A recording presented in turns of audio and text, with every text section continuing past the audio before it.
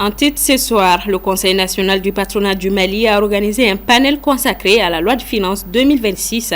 L'initiative vise à mieux décrypter le budget national, éclairer les opérateurs économiques et renforcer l'implication du secteur privé dans la mise en œuvre et le suivi des politiques budgétaires. Notre série de la semaine consacrée au Ramadan se poursuit. Direction le marché où sont étalés tout ce dont on a besoin pour faire de bons jus, mais proposés à des prix jugés élevés par une partie des consommateurs. Réunis du 24 au 27 février 2026 à Freetown, les chefs d'état-major des pays membres de la CEDEAO planchent sur l'avenir de la force en attente. Au cœur des échanges, le renforcement de la coopération militaire et l'adaptation du dispositif sécuritaire régional. Nous sommes le 25 février 2026. Mesdames et messieurs, bonsoir. Bienvenue dans le 1945. Le Conseil national du patronat du Mali a organisé un panel d'échange autour de la loi de finances 2026. Objectif à mieux décrypter le budget national, éclairer les opérateurs économiques et renforcer la participation du secteur privé dans l'exécution et le suivi des politiques budgétaires. Abdulaziz Aïdara. Dans le cadre du dialogue public-privé, le Conseil national du patronat du Mali a organisé ce mercredi 25 février une rencontre professionnelle consacrée à un panel sur la loi des finances 2026. L'objectif était de partager les grandes orientations budgétaires avec les acteurs du secteur privé malien, de mieux informer les membres du patronat sur le contenu du texte et de prendre en compte leurs préoccupations. La question de la loi des finances est un exercice complexe et souvent controversé. Elle exige des compromis et des choix difficiles. Nous devons équilibrer les besoins immédiats de la population avec les impératifs de développement durable et de stabilité économique. C'est pourquoi il est essentiel que ce processus soit transparent et inclusif. Pour les organisateurs, la loi des finances est souvent mal comprise par certains chefs d'entreprise. Pourtant, ils sont les principaux contributeurs au budget national à travers les impôts et taxes. Cette initiative s'inscrit dans la volonté du secteur privé d'apporter une contribution constructive au développement économique du pays en favorisant une meilleure appropriation des politiques budgétaires. Donc, il s'agissait de décortiquer ce document, de l'expliquer et de le commenter aussi et de partager mon avis aussi avec une audience qui a fait des commentaires et qui a fait des contributions et a posé des questions aussi. Donc l'idée c'est de partager ce document important, quelles sont les priorités nationales et quels sont les financements prévus par l'État en termes de dépenses mais aussi en termes d'obtention des recettes. Selon le président du patronat, le secteur privé, en tant qu'acteur incontournable de la création des richesses, doit être pleinement impliqué dans l'ensemble du processus budgétaire, de l'exécution au suivi et évaluation de la loi des finances. Une implication jugée essentielle pour permettre aux opérateurs économiques de mieux comprendre les enjeux et d'y participer activement. Après plus d'un an d'interruption, la ville de Ménaka est de nouveau alimentée en électricité depuis quelques jours. À Kidal également, le courant est revenu après plusieurs semaines de coupure. Aminata Keita. La population de Ménaka vivait sans électricité depuis plus de 12 mois, une situation qui avait porté un coup sévère à la vie sociale, économique et administrative de la région. Avant cette période, l'électricité était sporadique et déjà fragile, reposant principalement sur des groupes électrogènes alimentés au carburant. Selon plusieurs sources locales, les principales causes de cette longue coupure d'électricité sont liées à des difficultés d'approvisionnement en carburant pour faire fonctionner les groupes électrogènes en raison de la rareté des convois desservant Ménaka.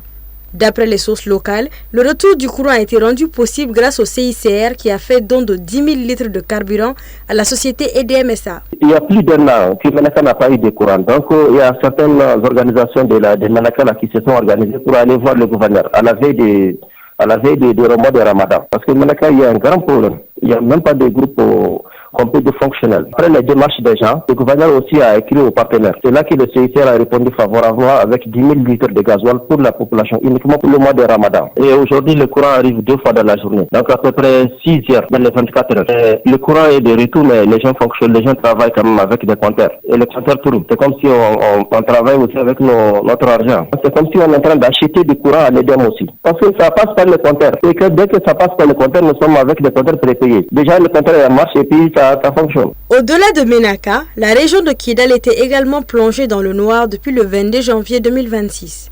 À Kidal, la panne était d'ordre technique. Sur les 2 groupes électrogènes disponibles, l'un était déjà hors service. Le second, unique source d'alimentation, est tombé en panne à son tour, provoquant un arrêt total de la fourniture d'électricité. C'est hier mardi 24 février à partir de 17h que l'électricité a finalement été rétablie.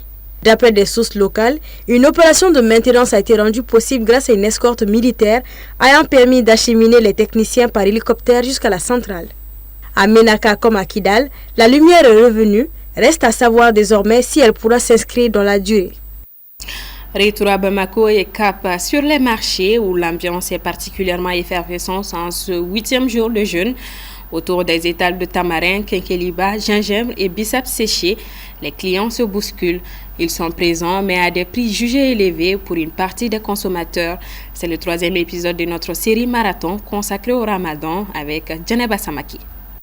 En ce 8e jour du mois de Ramadan, les marchés restent très animés. Les ménages continuent de s'approvisionner pour la rupture du jeûne. Les produits sont disponibles, mais les prix de certains articles très consommés pendant cette période font réagir vendeurs et clients. Tamarin sec, kengeliba, gingembre et biceps séchés sont au cœur des discussions. Bon, nous sommes et do farala kengeliba sokora lemuru ere fene bo chokola. Imali ame nyamaku mi ere fere nyamaku yere na fokata fokeme worola. Botomi oklo e keme fla ani biduye. Awo, bo kengeliba o boro e keme duruye. Me amo segini fere keme. Awo, bo tamoro e keme sabaye. Fere o takabolo manogo. Imaya. Donc ali imaye nyamaku amana nyamaku dafa mo foko o tigi be kule. Kasoro ayre ba ta munumbolo a fere ba ta gelade kon nana.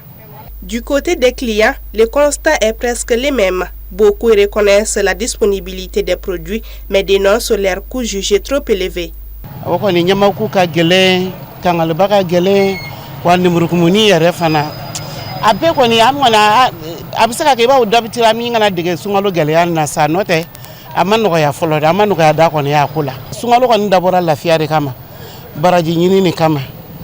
Bona na kana ke ko na ntesa nsongo kana da fe on ko ni ko do yere ba fo marché de do tayini te no ko ni bolo ko ni arama do nga hina nyoko no re kadni yere.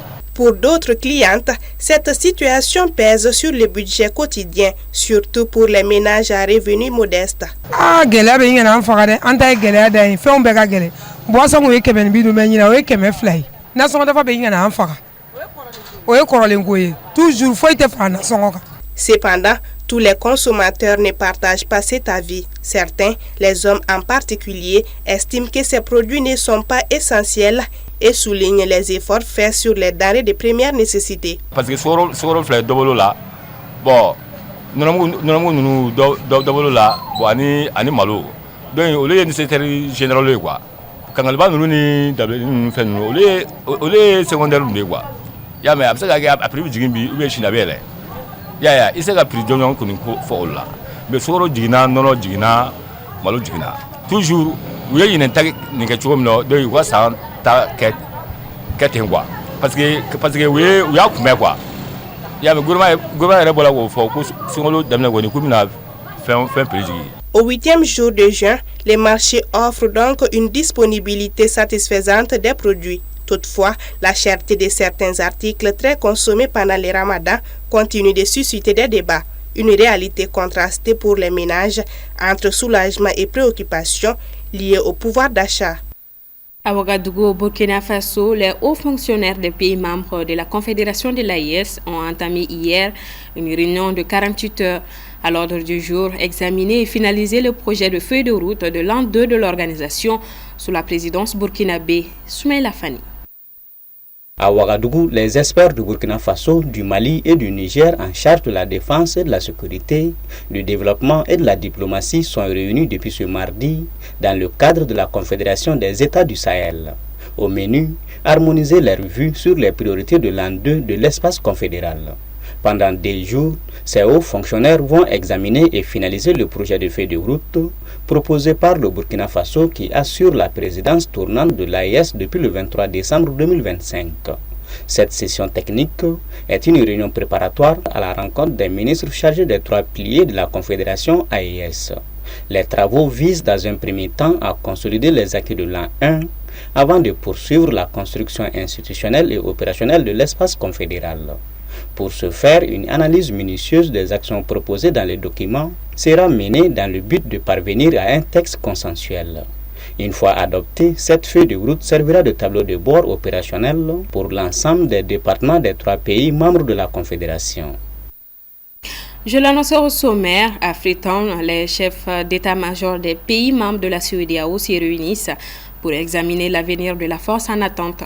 Cette rencontre stratégique vise à renforcer la coopération militaire et à adapter les mécanismes de sécurité régionale. Ibrahim Babi. Face à la recrudescence des menaces terroristes en Afrique de l'Ouest, les chefs d'état-major des pays membres de la communauté économique des États de l'Afrique de l'Ouest ont engagé du 24 au 27 février 2026 à Freetown une réflexion sur l'avenir de la force en attente, un dispositif sécuritaire régional devenu essentiel.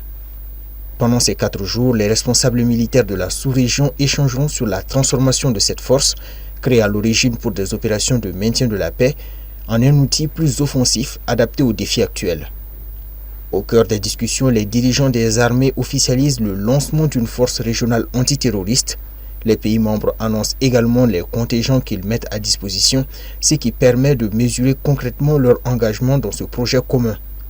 Selon les informations disponibles, un premier contingent de 1650 soldats doit être mobilisé au cours de l'année 2026. Cette force constitue la première étape vers la mise en place d'un dispositif plus large, capable d'intervenir rapidement sur différents théâtres d'opération dans la région.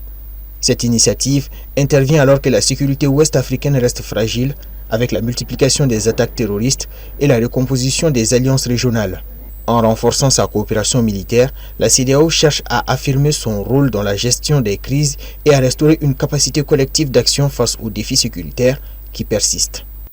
En bref et en images, la Guinée rejette fermement les accusations des autorités sierra-léonaises évoquant une incursion de ses forces sur leur territoire. Dans un communiqué, l'état-major guinéen affirme au contraire que ce sont des militaires sierra-léonais qui ont pénétré sans autorisation en territoire guinéen, précisant que plusieurs d'entre eux ont été interpellés. Cette version opposée à celle de Freetown illustre la persistance des tensions dans cette zone frontalière sensible où des enquêtes sont en cours pour établir les faits. Voilà, c'est l'essentiel de l'actualité qui a retenu notre attention. Merci à vous d'avoir suivi ce 1945. Bonsoir à tous et à demain.